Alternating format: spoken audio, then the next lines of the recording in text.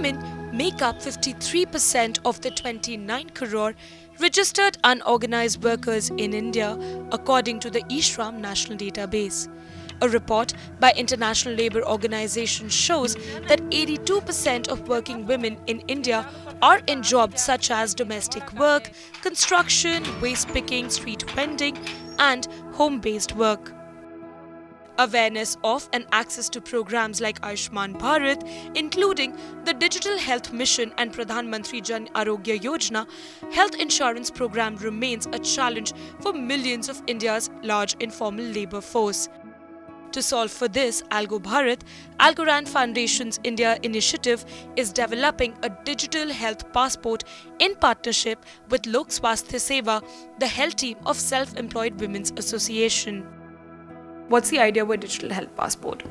Aishwarya, it's really hard for anybody, but especially for low-income working women today, to prove their identity and provide the documents that allow them to enroll in public health programs.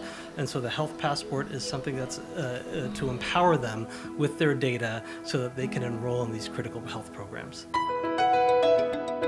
The Digital Health Passport aims to allow Seva Shakti Kendras to leverage their position with informal women workers and their families to rapidly enroll Seva members into the critical health and social protection programs. There's information asymmetry. So women and their families don't know about the services and entitlements meant for them. So that's one critical factor. And the second is that they need support to navigate the systems and to collect the documents that they require to actually gain access to these services and entitlements. And that's where Seva comes in. We've set up Seva Shakti Kendras, which are embedded in the communities, in the villages and in the urban mohallas.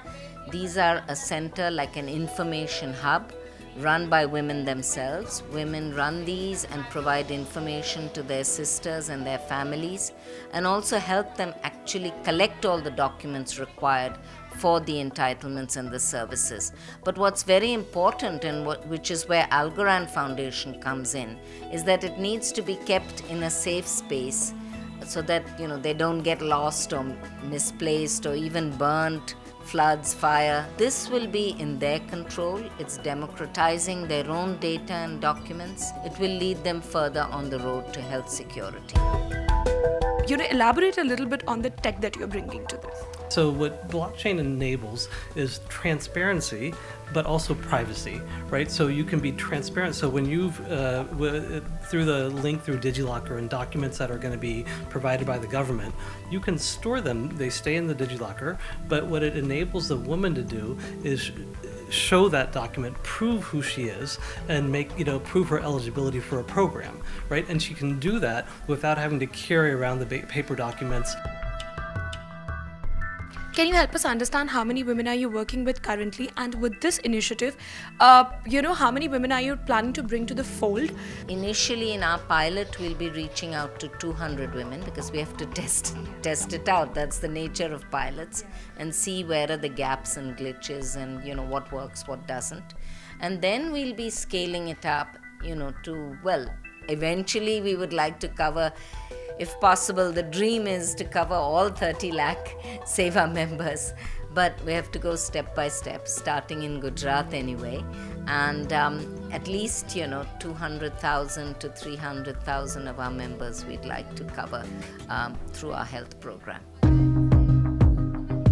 Are there more non-profit or for-profit organizations, or even with government, that you're planning to integrate this tech with? Through this Seva Shakti Kendras, there's 35,000 households, 200,000 members that are participating, but that's limited by their administrative capabilities. If you take away the burden of having to go household to household, collecting those documents, finding the documents, and you bring in a Web3 type solution, that has the ability to scale in a massive way. So we would very much like to use this example and take it out to a much broader community, again, not just for health, but various other programs that we think blockchain can bring value.